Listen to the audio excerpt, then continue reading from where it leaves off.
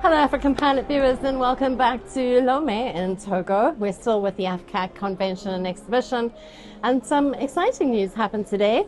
A new air agreement between Eswatini Air and Togo. So we signed an air service agreement with Togo wherever we can maximize actually meetings where the ministers are. This is an opportunity to sign with Togo because we had the ASA and we had sort of agreed, but what was just outstanding was the signature. And so because both ministers are here, we thought, why not? And, the reason why we do this, moving from country to country doing this, is this.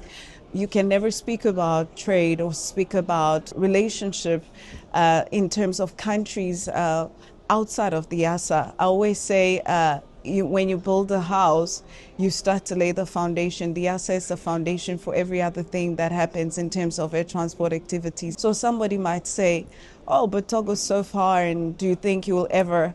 We don't know, because suddenly maybe Eswatini decides to export sugar by air to Togo, and suddenly we won't be scrambling around looking to sign. It will already have been there. So what we're doing is we're just laying the foundation for any sort of activities that may happen later, whether in terms of air transport, in terms of cargo, in terms of trade. And if you're going to promote trade amongst African countries, air transport then and its ease becomes critical in how you enable that and that sort of thing. So you can never rule out what might happen tomorrow. How do you implement it? What are the processes that then are required to fly from Eswatini to Togo or Togo to Eswatini?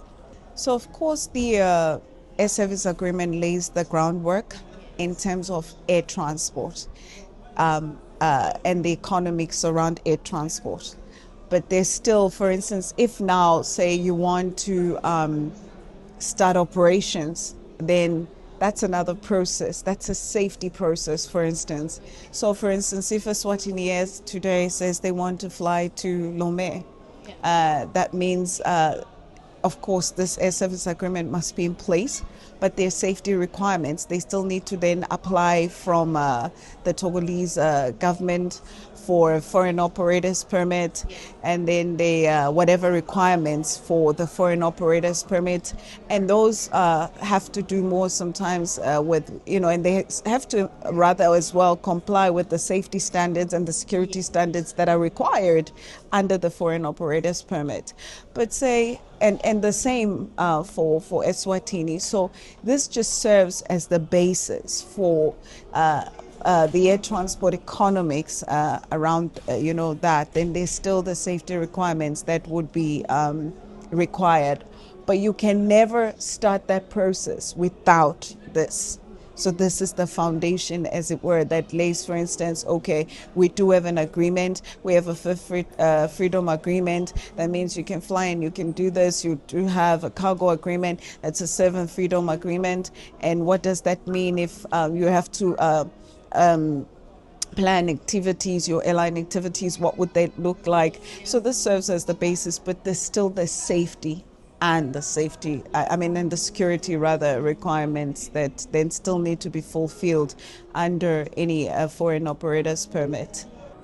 You're obviously part of SAATM, you're a signatory to SAATM. Is it fully implemented? So we do fully implement it. All of our agreements, for instance, if you look at our air service agreements, they're aligned to, they're SAATM compliant. We've literally followed the template that's given, and so that's why for us there's not much we change, because the template is already there. And so in that regard we are, and most of the air service agreements that we sign are really for freedom, because for land as ours, there's no need to protect anything. You actually want activity, and it can only be enabled by ensuring that you have such agreements, So we really, most of the agreements we sign are for freedom for passengers and seventh freedom for cargo. Absolutely. That sounds like a great opportunity, and ACFTA needs air, it needs rail, it needs road, it needs ports, it needs all of that to come together as a harmonized corridor for the growth of the African continent. So I'm actually all for it.